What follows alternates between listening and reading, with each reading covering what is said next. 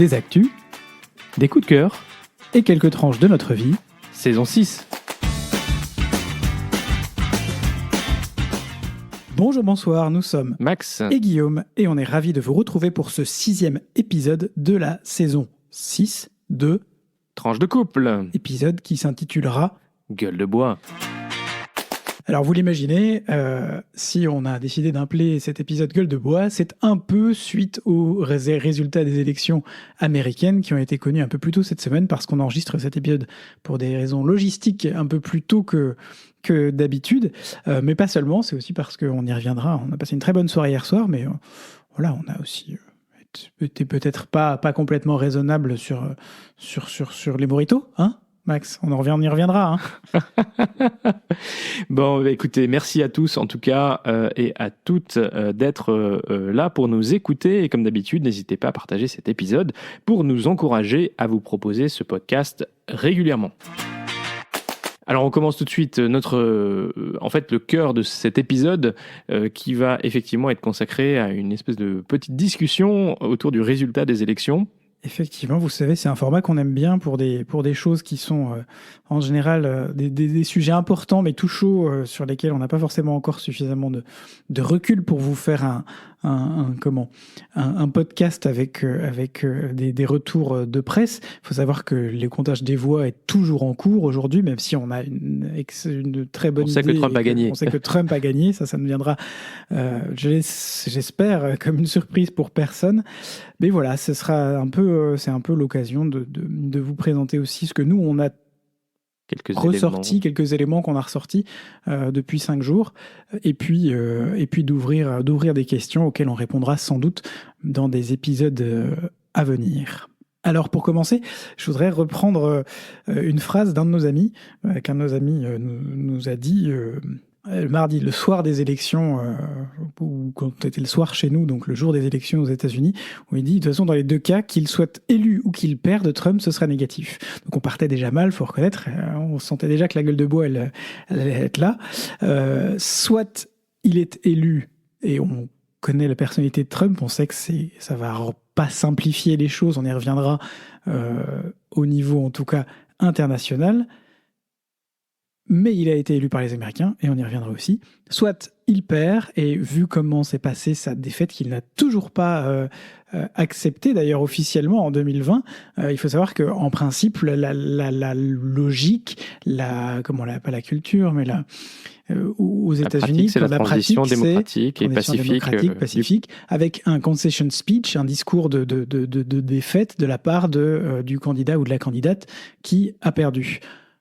Qui n'a jamais eu lieu. Donald Trump n'en a jamais fait en 2020. Il n'a jamais fait de discours de défaite. C'est le seul président de l'histoire des États-Unis à n'avoir jamais fait de discours de défaite face à Joe Biden en 2020. C'est marrant parce que c'est ça qui... Enfin, nous, ça nous paraît complètement aberrant, en fait, qu'il se soit tellement battu pour refuser d'accepter le résultat des urnes et pour autant qu'il se représente et qu'il gagne. Mais voilà, c'est la réalité de la situation politique aux États-Unis. La réalité, et on y reviendra, finalement d'une parole libérée de Donald Trump qui construit un discours alternatif qui finalement n'a plus de prise. Il n'y a plus rien qui conteste ce discours alternatif que Donald Trump peut et qui va rendre à la fois intéressant et hyper compliqué bien les 4 prochaines années qui vont venir. Alors on peut peut-être revenir du coup d'abord sur le résultat de l'élection. Vous savez que pour gagner les élections aux États-Unis, il faut atteindre un certain nombre de grands électeurs. Les grands électeurs, ils sont répartis entre les différents États. Et donc il faut atteindre le chiffre de 270 grands électeurs. On a les résultats dans tout. Alors, ils ne sont pas validés définitivement parce qu'il y a encore des comptages de voix, mais il y a ce qu'on appelle des projections qui sont faites par des médias ou par des agences de presse basées sur le nombre de voix restant à recompter et celles qui ont déjà été comptées, qui permettent de dire que Donald Trump a remporté 312 grands électeurs aujourd'hui. Il a notamment fait chuter ce qu'on appelle le Blue Wall, qui est ce mur d'États tout à fait au nord-est des États-Unis, avec le Wisconsin, le Michigan et la Pennsylvanie, qui étaient avec la Géorgie avait été remporté par Biden en 2020. Il a aussi fait chuter les démocrates dans le Nevada et en Arizona, ces 2 plus petits États du Sud-Ouest, mais qui sont symboliques parce que, on y reviendra, le vote aussi des minorités, notamment des minorités latino, a connu un shift en 4 ans assez impressionnant. Et c'est un élément assez important. Au-delà d'avoir remporté donc le nombre de grands électeurs, Donald Trump a également remporté, et de manière incontestable, le vote populaire. Et ça, c'est quelque chose qui n'était pas arrivé depuis longtemps. 2004.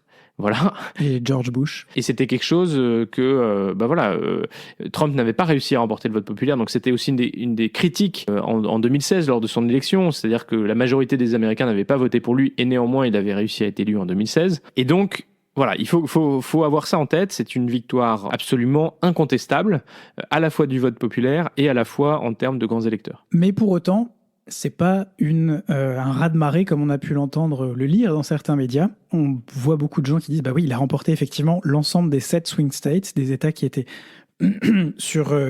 qui avaient la possibilité de passer de démocrates à républicains et qui d'une élection à l'autre sont toujours très justes en termes de résultats.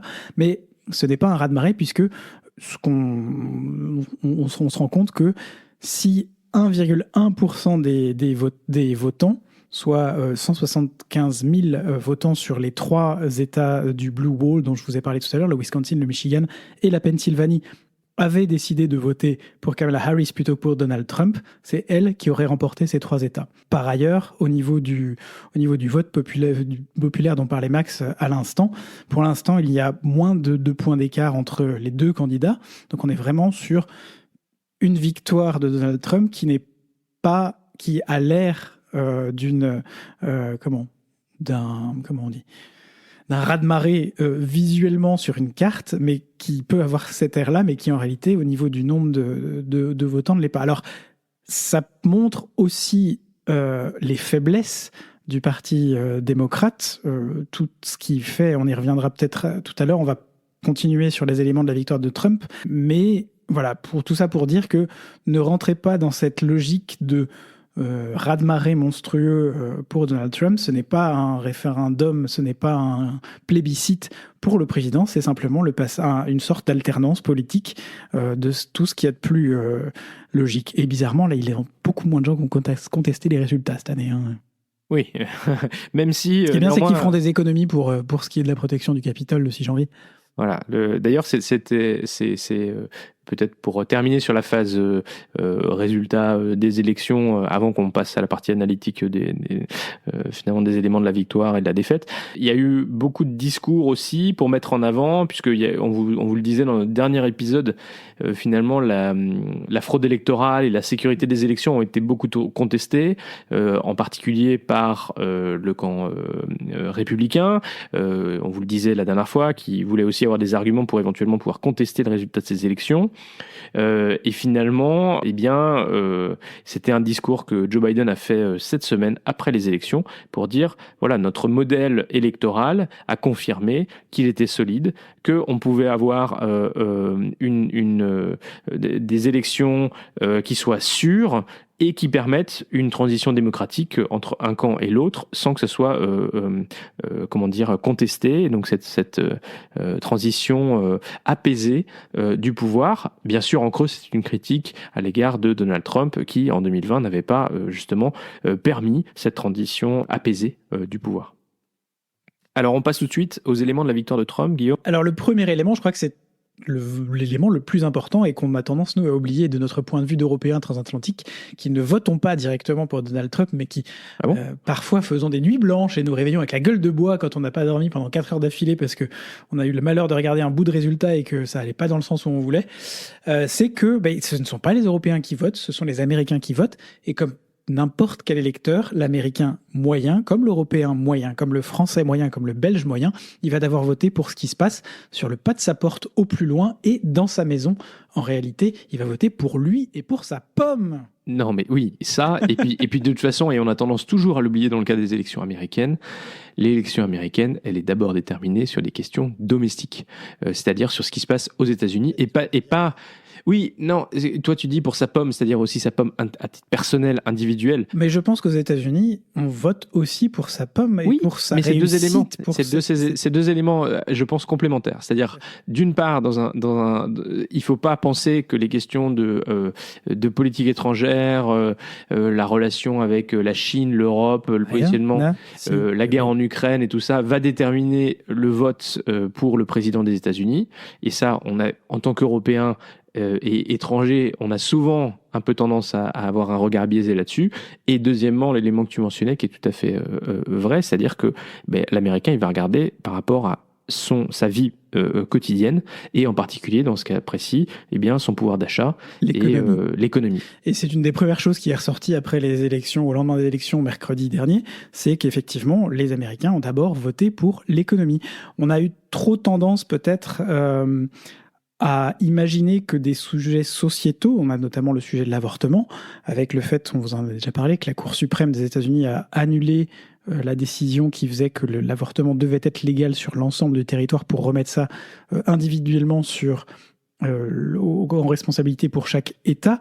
C'est quelque chose que les démocrates ont beaucoup porté pendant leur campagne courte, finalement, la campagne courte de Kamala Harris, elle a été beaucoup portée sur l'avortement, la transidentité aussi, ça c'est des choses qui finalement n'ont pas été si déterminantes que ça, si mobilisatrices pour les démocrates, mais par contre ce sont des sujets qui, pour le coup, ont pu avoir un effet inverse et être mobilisateurs sur les franges les plus extrêmes des électeurs de Trump de l'autre côté, ceux qui en général ne vont pas nécessairement voter parce qu'ils ont l'impression que le candidat ou la candidate qui les représente n'est pas assez extrême, y compris des gens qui se revendiquent comme républicains, mais qui, pour autant, quand on a ce genre de sujet, ont l'impression que le ciel va leur tomber sur la tête et donc se décident à aller voter contre, littéralement, le sujet sociétal d'en face.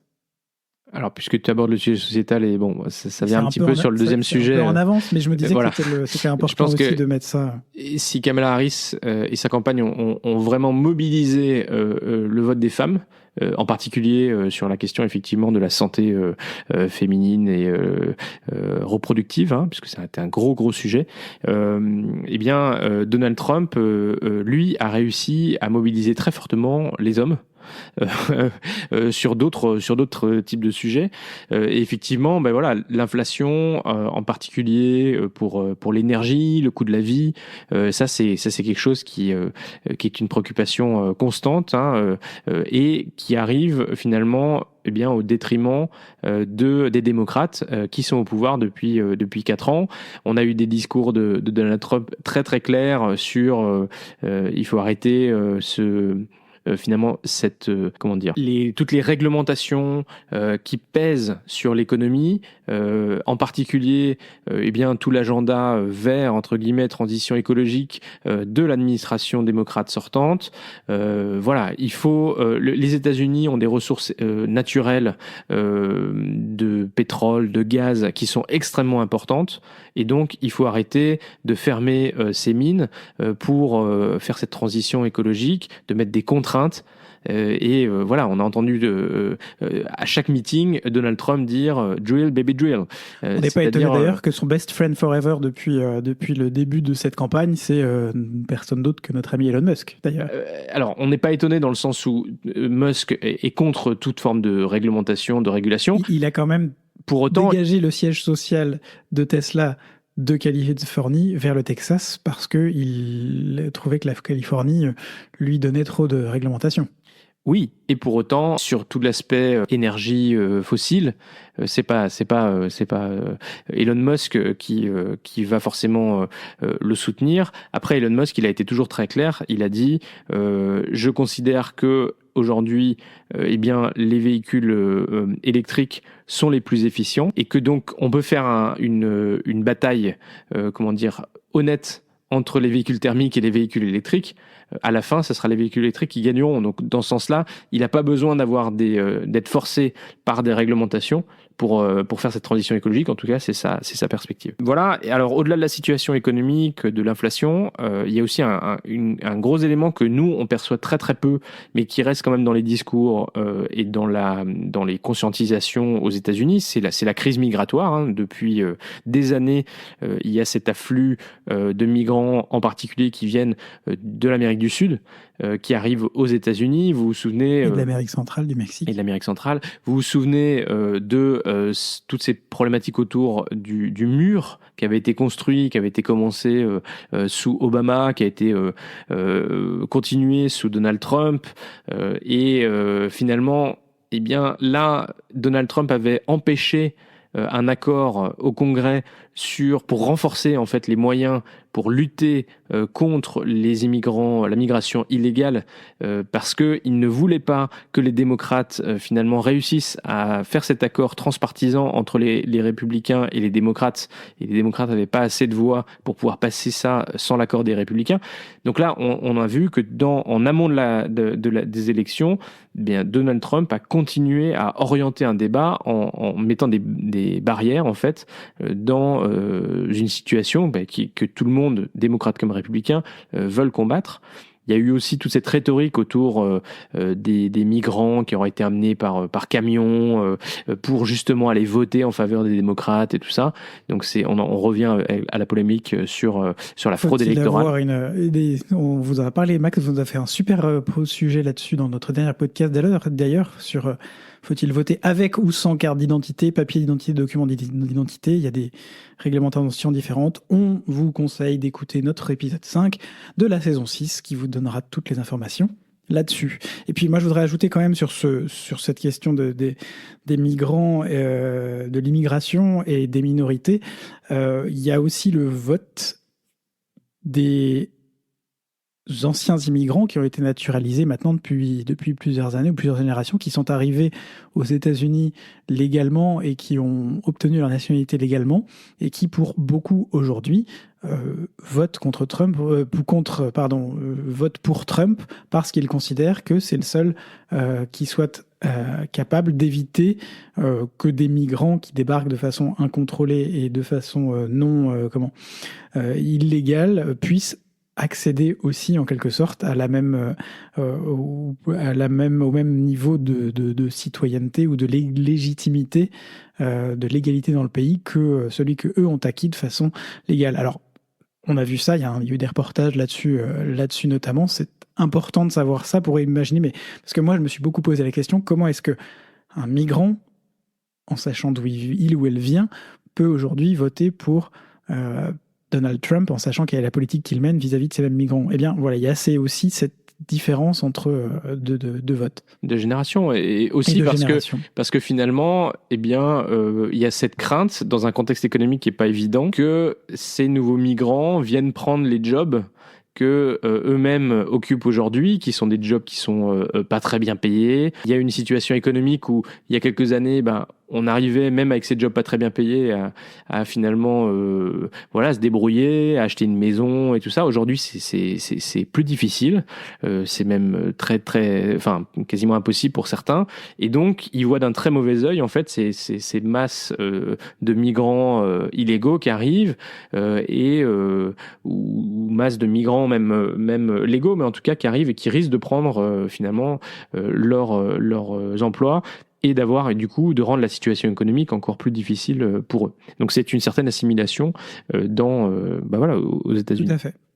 Et alors une dernière chose, parce qu'on en a beaucoup parlé, c'était aussi un vrai sujet pendant la campagne, comme ça l'a été dans nos campagnes électorales européennes passées, c'est celui de la Palestine, de Gaza aujourd'hui, et puis du vote notamment des Américains d'origine ou de culture ou de confession musulmane qui ont voté bien davantage pour la candidate verte, Jill Stein, que pour Kamala Harris, se voit comme le nez au milieu de la figure dans certains comtés où Jill Stein arrive en tête, alors que c'est une candidate qui, vous savez, aux États-Unis, il y a ce duopole des partis républicains et démocrates qui fait que les candidats indépendants ont quasiment aucune chance, sauf à s'allier avec un des deux grands partis, de remporter une élection. Et bien là, elle est arrivée en tête dans certains comtés particulièrement, où ces populations sont particulièrement représentées, ça n'a pas suffi, ça n'aurait pas suffi en soi pour justifier l'élection de Kamala Harris, mais ça a eu un impact certain sur un certain nombre d'électeurs et ça a pu faire balancer, en tout cas certains sièges à la Chambre, sinon le poste de président plus qu'à la marge. Voilà, donc finalement, il faut quand même vraiment avoir en tête qu'il y a un gros vote de protestation par rapport à la situation actuelle aux États-Unis qui finalement explique en bonne partie le vote pour Donald Trump, ce que Corentin Célin a appelé le dégagisme. Voilà, donc la situation n'est pas bonne et on va faire confiance à Donald Trump pour que la situation aille mieux. Il n'y a pas de garantie, mais c'est comme ça. Alors, on passe maintenant aux éléments de la défaite de Kamala Harris. Effectivement, les éléments de la défaite de Kamala Harris, ceux dont on connaît en tout cas aujourd'hui, qu'on peut vous partager aujourd'hui. Alors, il y a une première chose qui est assez logique, c'est cette alternative qui arrive régulièrement en politique entre un parti et l'autre. Il faut savoir que sur les 8 dernières années, l'économie a subi pas mal de crises, pas mal de chocs, mais que les principaux chocs ont été subis par les Américains alors que les démocrates étaient au pouvoir depuis 2020 avec le Covid, qui était déjà, la crise était déjà en cours pendant les élections en 2020, et puis la guerre en Ukraine qui a notamment poussé l'inflation à des niveaux jamais vus avant, et tout ça, finalement, dans la tête des gens, c'est un peu, il y a pas mal de gens qui ne poussent pas la réflexion très loin, et c'est certain qu'ils se disent que c'est donc la faute des démocrates si l'inflation a énormément augmenté ces dernières années, si le post-Covid a été difficile aussi économiquement aux États-Unis. On a vu que même dans des situations, on voit par exemple en France, où l'État a mis un pognon de dingue, comme on dit, pour essayer de limiter avec un certain succès les conséquences de la crise du Covid, même dans ces cas-là, l'État, le parti en place se fait laminer aux élections parce que les gens le rendent responsable de tous les maux, de tout ce qui leur arrive. Donc ça, c'est une première chose, c'est un problème d'héritage de ces 4 ans de Biden. Il y a l'incapacité aussi, c'est une autre chose importante, c'est l'incapacité pour Kamala Harris de se démarquer de Joe Biden. Et ça, elle a eu 3 mois, c'est très très court, 3 mois pour faire une campagne août, septembre, octobre, pour monter une campagne, se faire connaître, pousser des thématiques. Elle a été un peu jetée dans la fosse aux lions, on va pas se mentir. Alors il y a aujourd'hui, on aura sans doute plein de livres qui vont sortir dans les années suivantes sur c'est la faute à qui. Certains disent que Biden a conditionné sa renonciation à la candidature à condition que Kamala Harris le reprenne derrière uniquement, alors que les Biden et puis Nancy Pelosi, qui est la chef de la majorité à la Chambre actuelle, de la minorité, la Chambre actuelle, démocrate, aurait poussé pour qu'il y ait sur 3 mois une nouvelle élection interne pour une nouvelle personne.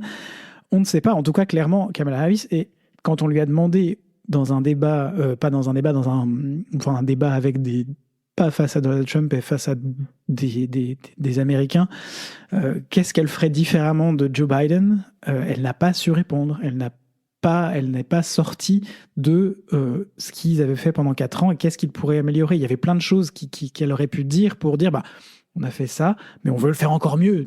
On sait, en politique, on peut faire passer des messages. Alors peut-être c'est le moment de faire le lien aussi avec son profil personnel. Elle a fait quand même une bonne campagne. Elle a montré qu'elle était une bonne débatteuse. Lors du débat avec Donald Trump, elle s'est très très bien débrouillée. Elle a remporté largement à 65% des sondés à l'époque. Mais pour autant, en tant que femme politique, finalement, elle a quand même une relative inexpérience. Puisque elle avait été choisie en 2020 par Joe Biden en amont des élections, en 2019 par Joe Biden en amont des élections de 2020, après ce qui avait été quand même un échec massif de sa campagne aux primaires, et finalement une expérience nationale qui était très limitée, puisqu'elle était seulement sénatrice, donc sénatrice fédérale de la Californie, que depuis 2 ans, depuis 2017.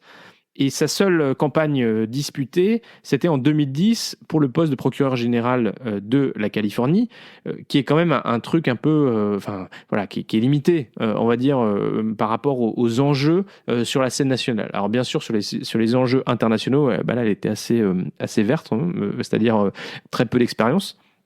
Mais ça peut jouer effectivement à la fois le fait que toute la campagne démocrate s'était bâtie sur un programme de Joe Biden, donc qui serait la continuité, hein, parce que c'est ça forcément quand on est président sortant qui serait élu, et le fait que elle manquait aussi d'expérience politique pour pouvoir justement rebondir, se détacher. Elle a dû se jeter dans la campagne. Ils n'ont pas eu vraiment le temps de réfléchir à comment est-ce qu'ils pouvaient finalement changer un peu le narratif. Sachant qu'il y avait une grande crainte au départ, hein, on s'en rappelle, c'est que Kamala ne réussisse pas à mobiliser l'électorat de Joe Biden. Et donc changer son programme, c'était un peu antinomique, ça risquait encore de créer des... Et quand on fait 5 à 10 millions de votes de moins, il y a un vrai problème de mobilisation aussi, d'ailleurs. Voilà. Alors, on sait pas on n'est pas encore sur un gap absolument monstrueux, on l'a dit, hein, mais ça reste quand même... C'est trop tôt pour dire si c'est un électorat qui ne s'est pas mobilisé, qui s'est démobilisé, ou si c'est d'autres facteurs, un électorat qui est plutôt allé vers Trump. En tout cas, effectivement, il y a eu aussi ce problème. Elle a réussi à mobiliser les jeunes. Elle a réussi à mobiliser toutes les populations qui sont diplômées et qui ont plutôt des bons salaires, bon pouvoir d'achat. Les femmes. 54% selon des sondages sortis des urnes. Mais elle a complètement raté finalement ce qui, en principe, est aussi la base des démocrates, c'est-à-dire les cols bleus, ce qu'on appelle les cols bleus. Finalement, normalement, tous ceux qui travaillent dans des situations, qui ont des pouvoirs d'achat faibles, tout ça, normalement, c'est quand même une base pour les démocrates. Et bien là, ils ont voté républicain. 54% parce pour que, les républicains. Effectivement, la condition économique, on en revient là. Qu'est-ce que j'ai dans mon portefeuille à la fin du mois? Est-ce que j'arrive à survivre ou est-ce que je vis bien? Et donc, c'est un vote sanction. Et elle a perdu la génération 45-64 ans, qui est la plus puissante en termes de pouvoir d'achat et en termes d'influence, et j'ai envie de dire économique aujourd'hui aux États-Unis. Et ça montre aussi en grande partie où est sa faiblesse. On ne peut pas seulement, même si on ne peut pas mobiliser que les jeunes, on ne peut pas mobiliser que les vieux, coucou Macron, mais il faut mobiliser vraiment un ensemble de l'électorat. Et puis, il y a aussi la question des latinos, où là où c'était traditionnellement une population qui votait de façon écrasante pour les démocrates, aujourd'hui elle n'a su mobiliser, selon toujours ces sondages, à prendre avec quelques pincettes, mais tout de même, que 53% du vote latino contre 65% pour ses prédécesseurs démocrates. Donc il y a eu un shift en 4 ans absolument énorme, et même les sorties de Trump au dernier moment sur notamment Puerto Rico par exemple n'ont pas eu d'influence sur ce vote qui, notamment chez les hommes latinos, est allé de façon très, très massivement beaucoup plus massivement en tout cas qu'avant, sur les républicains. Alors, est-ce qu'il y a aussi, on l'a vu passer plusieurs fois au début, j'ai pas retrouvé encore de base d'explication, j'ai ma propre explication, est-ce qu'il s'agit d'un vote de misogynie aussi ? Moi, quand je vois une majorité d'hommes qui votent pour un candidat homme et une majorité de femmes qui votent pour une candidate femme, je pense qu'il y a probablement effectivement mon interprétation, ma compréhension, c'est qu'il y a sans doute une part de misogynie cachée ou pas. Après, c'est pas forcément ça qui fait encore une différence énorme, mais ça fait 2 fois quand même que les Américains ont la possibilité d'élire une présidente dans un système bipartisan où en principe, ça ne devrait pas avoir un trop grand impact, mais ça fait 2 fois que ça ne fonctionne pas et de façon assez nette, puisqu'on a déjà eu le cas de Hillary Clinton en 2016. Oui, bah, ça c'est sûr. Et le fait que quand même, effectivement, on en parlait avant, la forte mobilisation par les républicains, par Trump, de cette base électorale masculine du Midwest. Et c'est vrai, ça c'est aussi un élément dont on n'a pas forcément parlé, mais on voit finalement cette frange. Bien voilà, on a les côtes contre l'intérieur et le sud, hein, qui aujourd'hui, on voit bien, c'est là où Donald Trump a principalement remporté l'élection. C'est le Midwest et le sud en fait.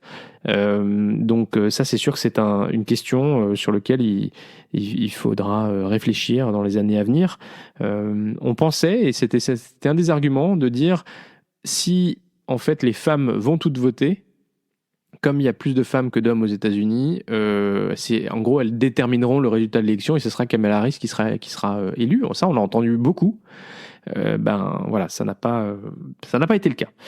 Mais oui, ce qu'on voyait, c'est il y a ces deux cartes là qui montrent les États qu'aurait remporté Harris si seules les femmes votaient. Et c'était, je ne sais plus combien de grands électeurs, 400, oui. 450. Enfin, c'était. Mais dans l'autre sens, ça marchait aussi.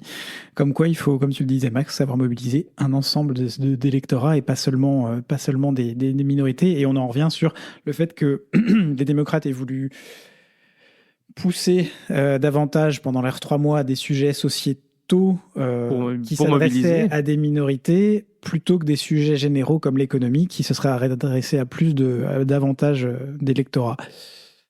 Voilà. Espérons qu'ils auront appris, ils apprendront ça pour les élections suivantes. Alors passons maintenant à l'impact.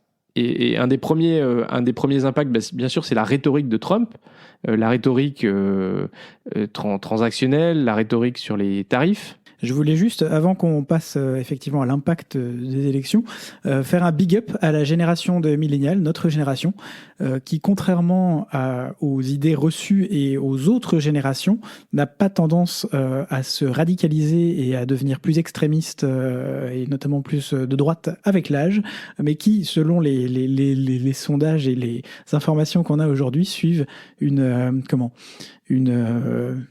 pattern, comment on dit en français ? Une tendance. Une tendance tout à fait différente de leurs prédécesseurs et de leurs successeurs, puisqu'on a plutôt tendance à rester modéré et à voter plus modéré, y compris en prenant de l'âge. Mais tu n'es pas un millénial, Guillaume. Mais je suis un millénial et toi aussi, Max. Les millénials, c'est ceux qui avaient 14-15 ans dans les années 2000.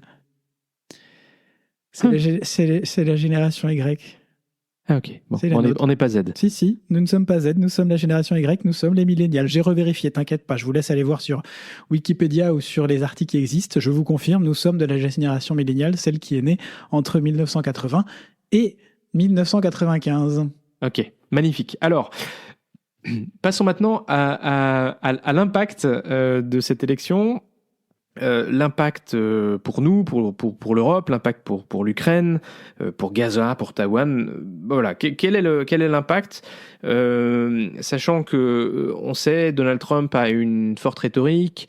Naturellement, on en revient à cette logique transactionnelle. Il a eu une forte rhétorique sur les tarifs. D'ailleurs, c'est quoi les tarifs ? Comment on appelle ça ? Les taxes, oui, les taxes à l'importation, donc ce qu'ils appellent les tarifs en anglais, tariffs.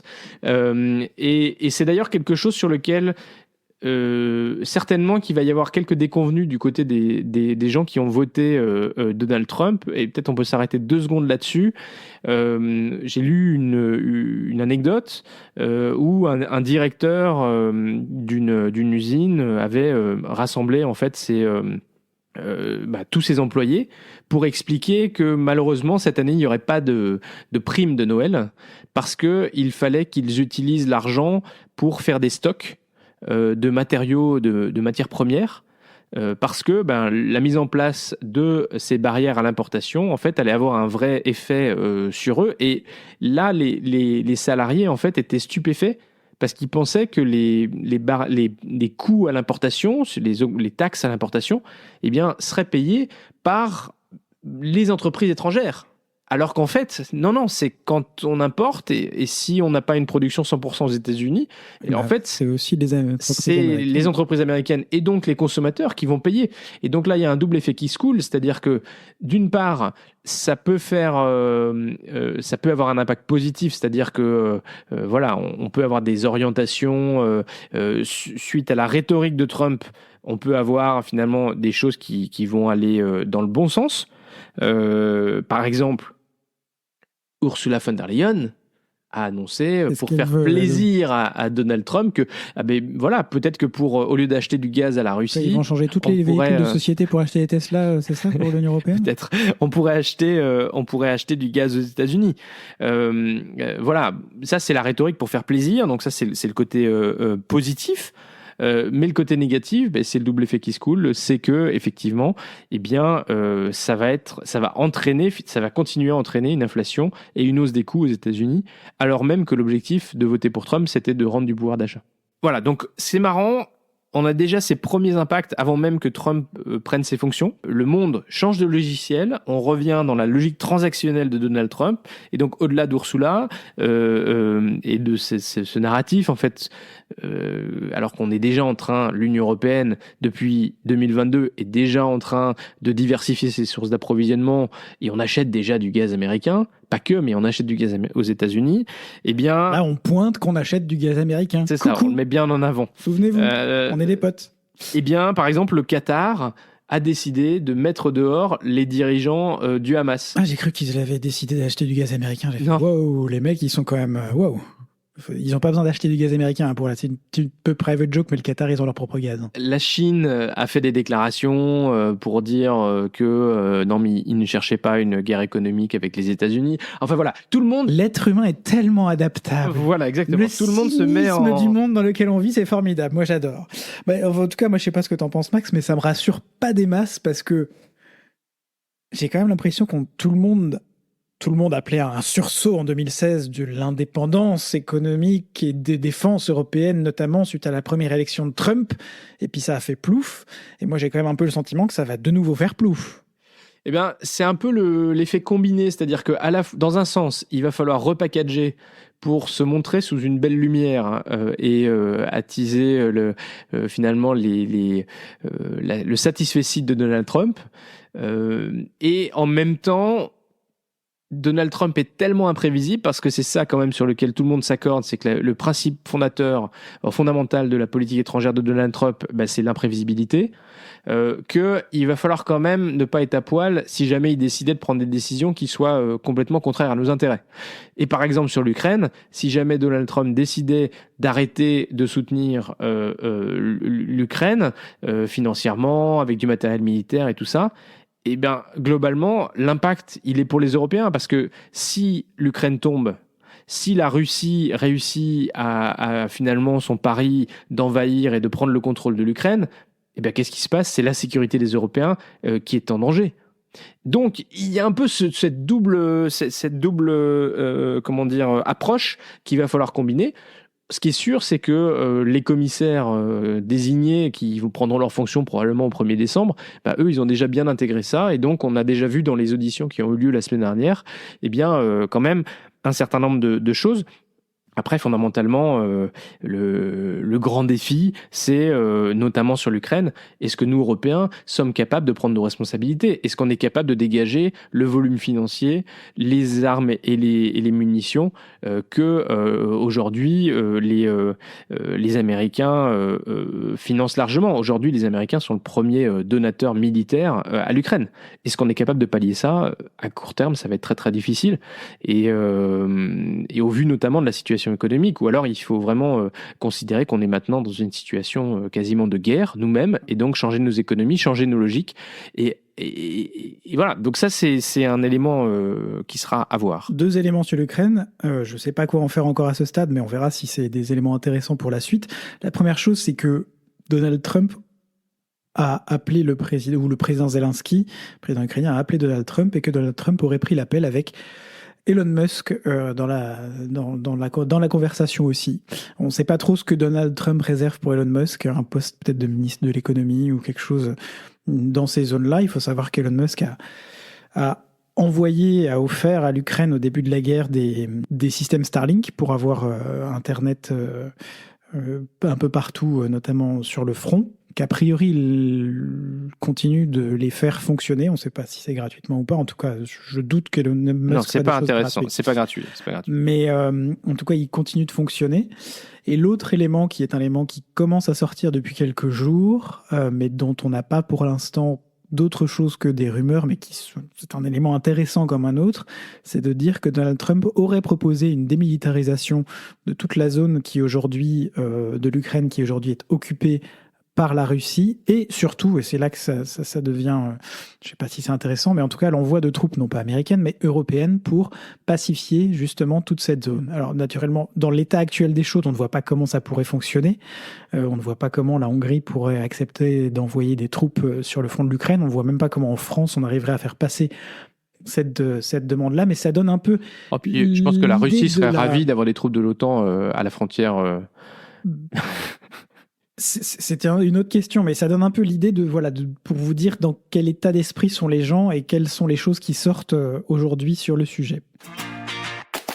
Du coup, voilà, c'était un grand open mic sur la victoire de Donald Trump. On en est sur des réactions à chaud quand même, quelques jours après l'élection. On aura l'occasion de revenir dans les prochains podcasts, je pense notamment à partir du mois de janvier, sur ce qui va se passer réellement au moment où Donald Trump va arriver au pouvoir. Il faut savoir que pour l'instant, on n'a pas trop d'idées de ses nominations non plus en termes de ministre. Je vous le disais, la seule personne qu'il a nommée, c'est sa directrice de campagne, qu'il a nommée Chief of Staff, donc, comment on dit, chef de bureau,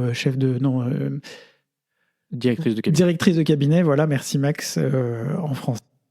Il faut savoir que Suzy Wild, future directrice de cabinet de Donald Trump, est probablement celle qui est la plus grande, qui a la plus grande part de responsabilité dans la victoire de Donald Trump, en tout cas dans toute l'organisation de sa campagne. Donc ça donne déjà un élément intéressant. On y reviendra. On espère qu'on vous a donné quelques éléments de réflexion à chaud et en même temps pas si chaud que ça. On a pris le temps, nous, de les réfléchir, de sortir de notre gueule de bois au lendemain de ces résultats, des résultats de ces élections, pour essayer d'aller aussi un peu au-delà, de sortir de notre point de vue aussi d'Européen pour se mettre dans les bottes d'un Américain pour savoir comment est-ce qu'un Américain vote. Je pense que ça, c'est intéressant. Il y a plein d'autres sujets sur lesquels on va pouvoir parler, mais seulement une fois qu'on aura une meilleure idée de ce qui va effectivement se passer. On a plein d'autres inquiétudes. Moi, je pense qu'on partage des inquiétudes sur notamment tout le système démocratique judiciaire aux États-Unis, qui, si Trump récupère à la fois les républicains récupèrent la présidence, le Sénat et la Chambre des représentants, ce qui semble se profiler, mais ça va lui donner les mains libres pour faire à peu près tout et n'importe quoi. Mais à ce stade, voilà, on peut juste dire donner des infos, mais sans avoir plus de contexte. Donc on va prendre le temps de digérer tout ça et de vous proposer d'autres informations au fur et à mesure qu'elles viendront dans nos prochains épisodes.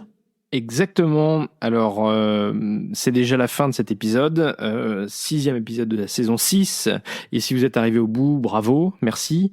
On est très heureux de vous compter parmi nos auditeurs. Comme d'habitude, si ce podcast vous plaît, mettez-nous un petit message, un petit pouce, une petite note sur vos plateformes d'écoute. Et puis, surtout, partagez. Ce podcast est diffusé le lundi tous les 15 jours ou le dimanche soir pour les plus pressés. Alors portez-vous bien d'ici au prochain épisode. Traitez donc ce foutu mal de tête avec des câlins, de l'amour et de l'humour. Gros bisous et bon vent.